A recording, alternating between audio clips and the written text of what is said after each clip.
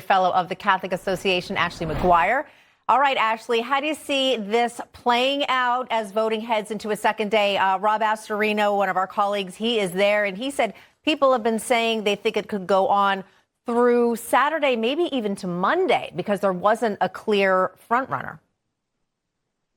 Well, I think there's certainly a good possibility that this could be a longer conclave, and people are saying that because we have the most geographically diverse group of cardinals in the history of the church. We also have the largest group of cardinals in the history of the church.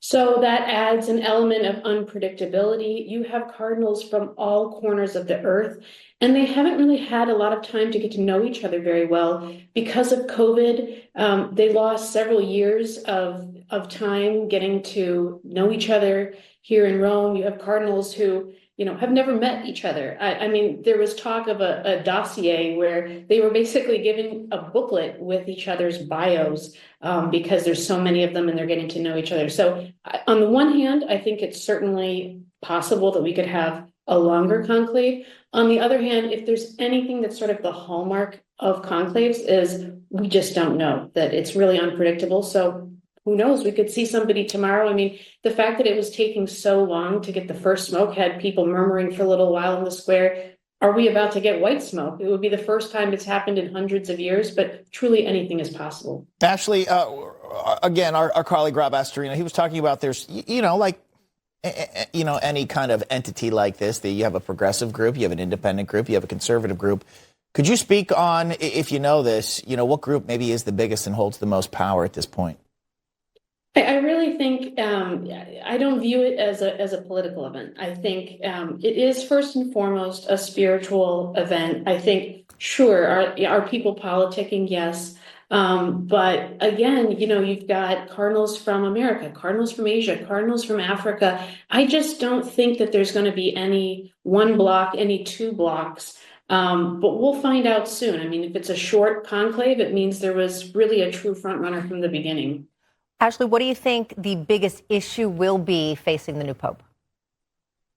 I don't know that there's one. I think there's a handful. I think, the financial crisis is still very much ongoing. I mean, Pope Francis tried to reform the church's finances, but, the truth is that the church is in an even more difficult position than it was before. So that's certainly one. Something everybody's talking about is the abuse crisis, and there's a consensus that whoever is the next pope not only has to have a good, strong track record when it comes to that particular issue, but that they need to be somebody who's made that a front and center priority. So that's certainly another thing. And then you have the fact that Pope Francis, he was a wonderful pope. He did a wonderful job of refocusing our attention on the marginalized, the poor, the disabled.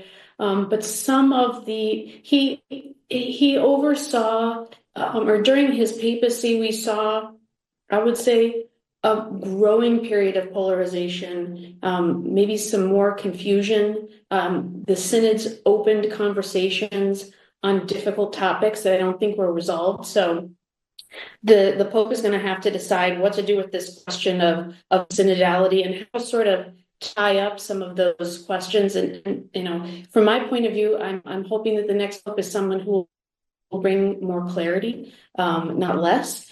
And I think that's certainly needed in parts of the West where you have moral relativism, rampant secularism. There's really a need and a hunger for a Pope who's going to clearly, courageously, and compassionately profess the church's teachings.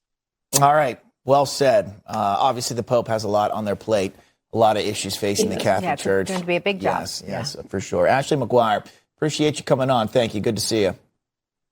Thank you.